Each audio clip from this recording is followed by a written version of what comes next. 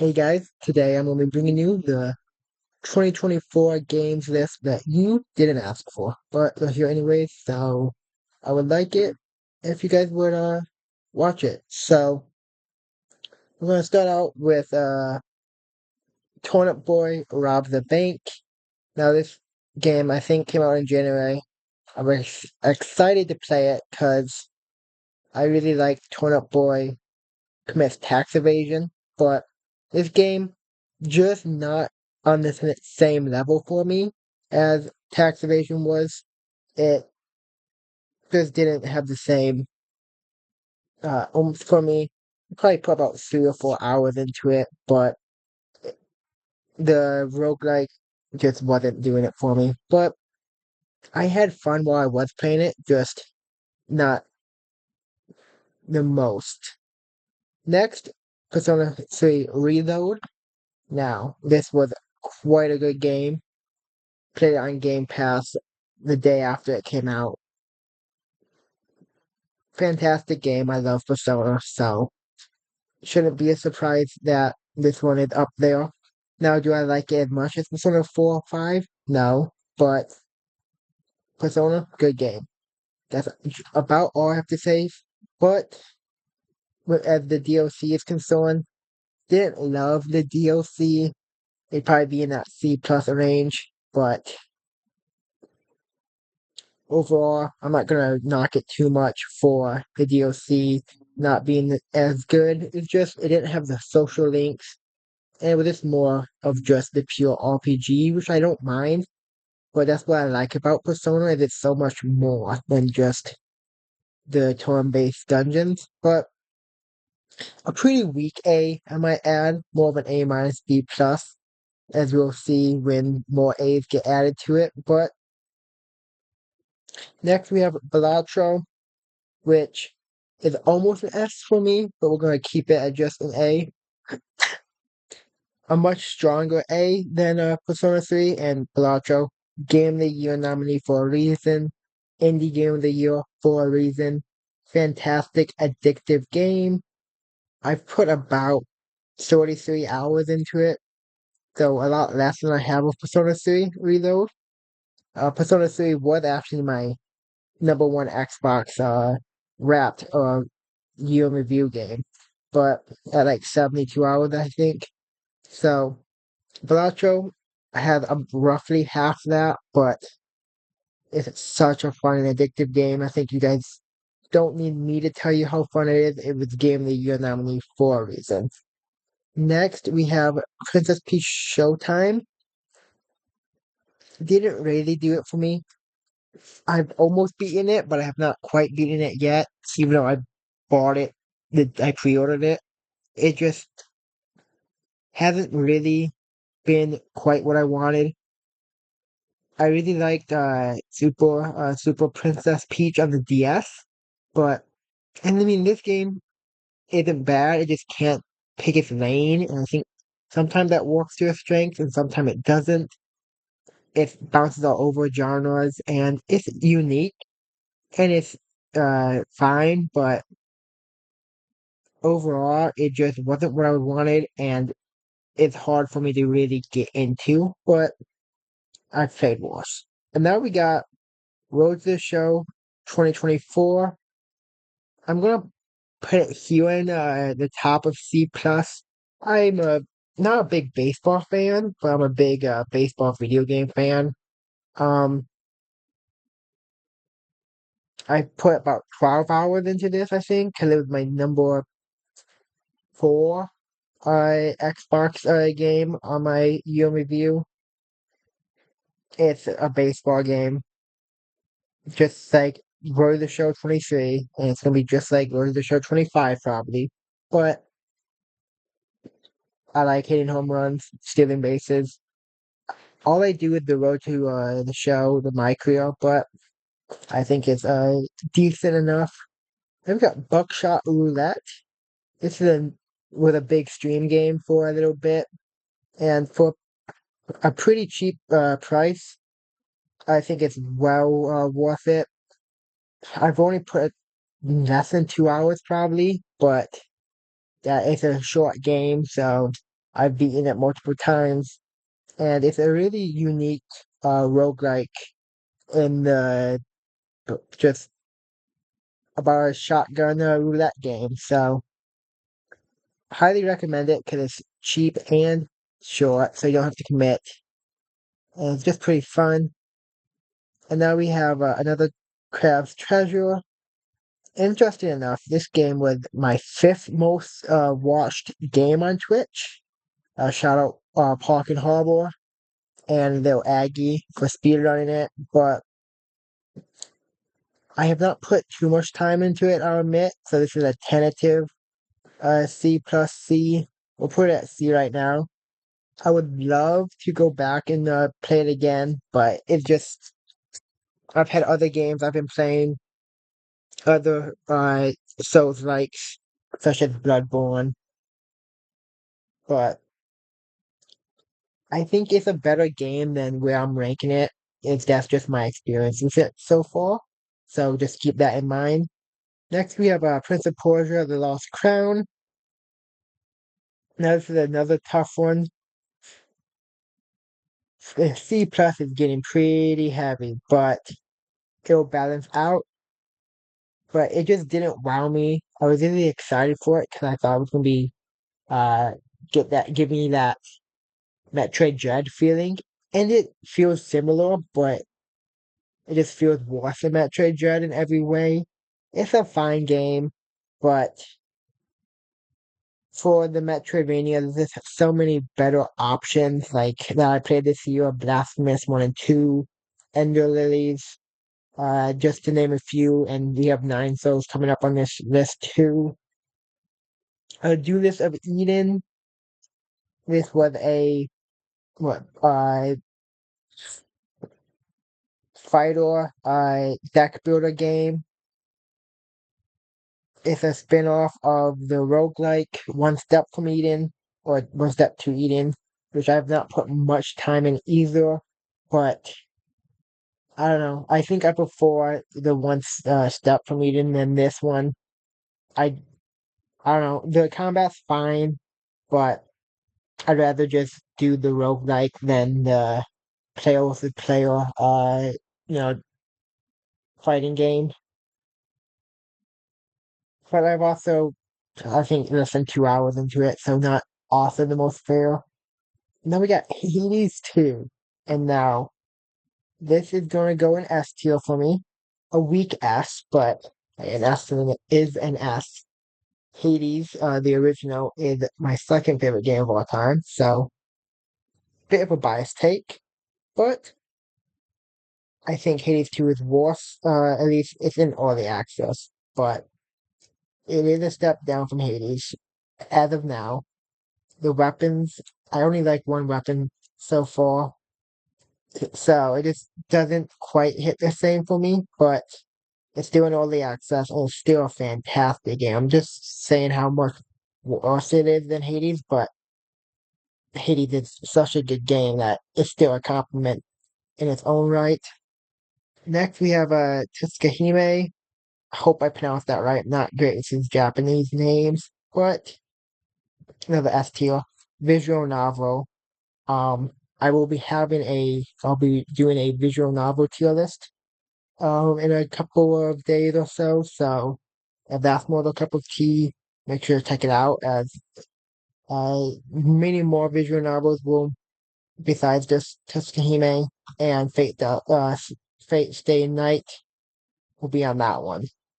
But absolutely loved this game. Played it on a PS5. Playing a visual novel on a PS5 is a bit weird, but it's not on Steam or Epic, so I had to do what I had to do. Absolutely, I'm gonna butcher her name. The Arcunid route, so good. That's all I'm gonna say. Then Stellar Blade, a strong B. This, it's kind of a Souls-like action RPG. People debate on if it's a Souls-like, but I found it pretty challenging. Not nearly as difficult as, Sekiro or Lies of P or even Bloodborne. Bloodborne I didn't struggle with too much, but it was Stellar Blade was still a struggle at some of the bosses. You know, Eve. I'm sure you've seen her design floating around. Really well made character, but it gives me just enough Sekiro and just enough Nier Automata, but not enough of either one of those because they're two great games, and Stellar Blade takes the bits and pieces of both of them to a good job, just a step below. But amazing game still, a really strong B. Next, we have another sports game, NCAA, well, I guess it's EA College Football 24 or 25. EA College Football 25. Not called NCAA yet, but we'll put it here on B. This is by far my most played game that came out in 2024. I put about 80 hours into it, so it barely passes Persona 3 Reload. But, I had with Dynasty, with Florida International, I had a Road to Glory, my career QB for Louisiana Tech. And it's just, a good football game, which I can't say that had happened in years. I used to buy every single Madden. Haven't bought the last three because I bought Madden 22. So the fact that it got me to play a football video game says enough. But next we have Ghost of Tsushima. Might have messed that one up too. And this one is going in C only because I haven't played it enough. I'm like an hour and a half in, but I guess I could bump it up to C plus because I have enjoyed what I've played. I just haven't played enough. But it's a good game. It just has not quite gripped me. So we'll put it above Kona Boy. Because obviously it's a great game. And this is the director's cut because that's the one that came out this year, but I'm just playing the OG PlayStation one. And now Kasagami Path of the Goddess. Amazing game. Or that was a bit much, but it's such a good game. I put 33 hours into it because I've beaten it twice to get the new game plus ending. But just a unique action RPG with tower defense elements. Just those two tied together. Now, not every level works as well. There's levels that are just like purely tower defense, real time strategy. And for me, that didn't quite do it as much. That's what's really keeping it from being an S tier. But this was a game I was interested in when it got announced at like the Capcom showcase. And then it came on Game Pass. And I'm like, well, I was gonna buy it anyways. May as well just play it on Game Pass, and I loved it. One of my favorite games of the year, and a really underappreciated game. Next, we have Nightmare Court. This is a free racing game, and it's kind of a parody on Bloodborne. As I said earlier, I played Bloodborne this year and really enjoyed it. But this is it's a racing game. I've played better racing games, but it's a cute idea of playing off of the parodying Bloodborne characters. But if I want to play a racing game, I'll play Mario Kart. Sonic Team Racing's better as well. Now, is Nightmare Court probably better than something like the Hot Wheels game or racing game? Yes, but even the Hot Wheels game was fine, so I think a C is fine. And now we have the kind of a game collection based off of Needy Streamer Overload. Um, this one didn't really do it for me. I was a big fan of Needy Streamer Overload, but some of the games are just there's a visual novel which I've not put enough time in it's like a dating sim, but it wasn't really doing it for me. Then there was like the game where you have the ball and you have to knock the blocks off. It was fine, but it was really just not for me. And then we have just a To the Moon Beach episode. I think this is going to be the top of B. I don't think if anything else goes in B, it's going to be below. A wonderful send off to the Moon series. I know there's the RPG coming out next year, but this was my favorite of the entire To the Moon series. Wasn't that long, only less than 3 hours, about 3 hours for me to beat it, but a few tears did fall for me. So fantastic story, and had a lot more game elements than some of the other To the Moon games, but fantastic game. If you like the To the Moon series or interested, play those and then play the To the Moon beach episode. My mind blown by it. Now we have, I don't know how to pronounce it, the Chronicles, uh, something, I don't know. But I really like the previous game, but this one was a turn-based RPG, and it's just not what I wanted. I wanted more of what the other game was in the real-time action RPG kind of, but I didn't give it a fair shot because it was on Game Pass. The only reason I really played it, but it's not bad. It's just not what I wanted, so I kind of gave up on it, and it just wasn't doing it for me. There's so many other turn-based RPGs I could be playing, such as the DLC for Persona 3 Reload, or just waiting for Metaphor Fantasio, but maybe have Zao, another Metroidvania. And this one I also didn't give a fair shot to, but we'll just put it in D. I think it's pretty similar to Prince of Persia, but once again, Prince of Persia didn't do it for me quite. So Zao, I'm like, if I'm gonna play one, it's gonna be Prince of Persia. Since I was already farther into it, I didn't. So Zao was fighting an uphill battle, and I just lost. And then another code recollection. I only played the demo, so I'm not giving it a fair trial either. But it didn't wow me enough to buy it. I was on the fence anyways, but if it was on sale, like half off, I'm not sure if it ever has been. It's a Nintendo game, so probably not. I would probably buy it, but just not that exciting. I know it is two games combined. I am interested in playing it. I just don't really want to buy it.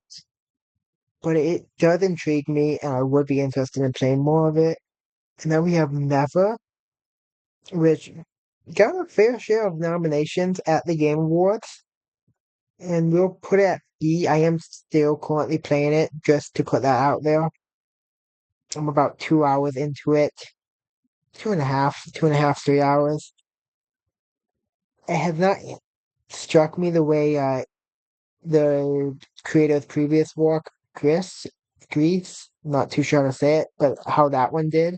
But I am still quite enjoying it. B's not bad, and it still could go up, but I think the bottom of B is a good place for it right now. Then we have Animal Well, which, like some of the other games down here, I have not played enough of it yet. I know it's a Metroidvania puzzle-esque game. I've put under an hour into it, but I was a bit hesitant to play it. I do love Metroidvanias, but a lot of these Metroidvanias just haven't been doing it for me. And it was on PlayStation Plus, so I got it for free.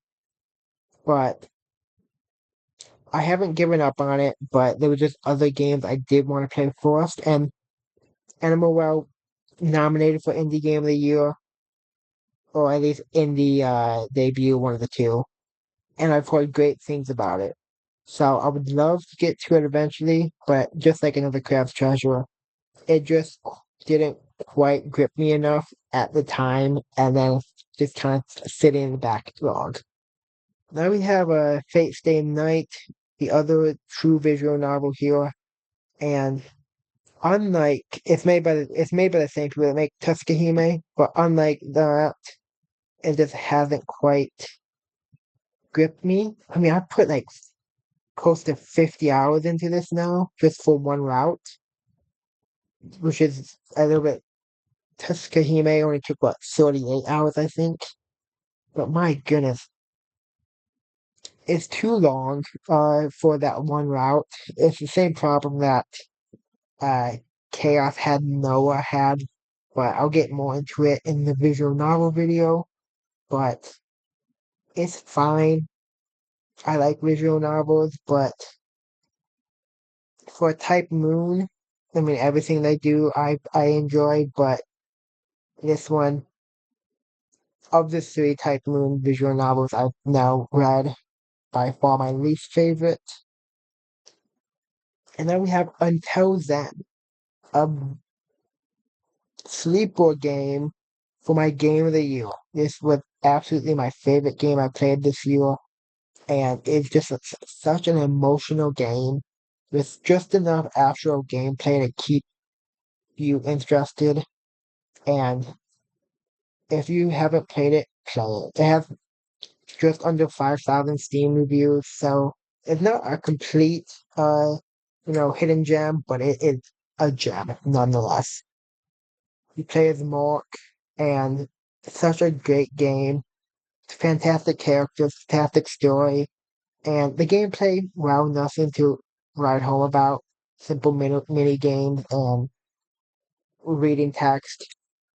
It is such a good game because the story just. I played like 3 hours of it before I ever closed it. I just opened it and it just kept me hooked. Highly recommend it, and it is my game of the year. Next, we have the Plucky Squire. Now, this one I also haven't get played too much, but I've played it enough to comfortably put it in C, in the top of C. It's just a step below the C pluses for me. It's a cute game. It's close to Princess Peach, but I'd rather play Princess Peach. So it's a fine game, especially for being on PlayStation Plus Premium. So if you have that, it which I do, so it's just I may as well pick it up. Now, will I beat it? Maybe, maybe not, but it was a fine experience, but just nothing blew me away in it. Next, we have Nine Souls, which I am currently playing, so it's not a uh, true review, but we'll put it in the C plus for now. It's more of a B minus, but like I said, I'm currently playing it, so I'm less than 2 hours in, maybe 2 hours. So I guess we'll put it in B because I'm sure I know I'll like it. But it is just another Metroidvania, and I just have not put in enough time to give an honest review. But I was excited to play it. The parry is nice. It feels good. The talisman is a unique. I haven't quite gotten used to that. The talisman bomb, but the combat does feel nice, so I'm excited to play more of it, and I am pretty happy to play on B. Almost want to put it above Neville, but we'll have to see. I know Paper Mario Thousand Year Door is on here. I have not played the remake, but I did play the original GameCube. Not enough of it, mind you. So I just keep it down here just so I can talk about it for a little bit. I've been playing a lot. I've played like 5 hours into the Wii Paper Mario and only like one or two in the Thousand Year Door, but Just wanted to throw that out there. And the Ace Attorney, Apollo Justice trilogy. I've played all three games, but I played them on my 3DS when they came, well, in 2020 and 2021. So technically, I haven't played this game, but I've played all the games in the collection. But it would be either an S or an A. We'll put it in A. Apollo Justice is an S, but I think the other two games in the trilogy are A for me. But like I said, I have played all three games in the trilogy, and that's where I'll put it. And an Ace Attorney Investigations collection, I'll just put it here for now because once again, I have not played this game, but I have played Ace Attorney Investigation 1, which would go oops, right about here for me. But I have not played the second game, at least not enough. I was playing it legally, emulating it, and it didn't quite wow me, but I am excited to try it again because I love the first game so much. But I have not gotten to that point yet because replaying the original first. But I think that's it for all the games I think that I played this year. That came out this year. I added some others. Metaphor Fantasio, I will be playing. I didn't realize it was not on Xbox One. So I knew it was on PS4 and PS5, so I figured it'd be on both Xboxes, but it's not. So I plan on playing it on that. So I had to make some adjustments. So I'll be playing it in January. Um, yeah, and I want to play the Zelda game. I just haven't. Ender Mandalia. I'm waiting for the full release. Shin Megami Tensei 5, I will be playing probably next year as well. All of these games I will be playing, I just haven't. But if you stuck around this long, thanks.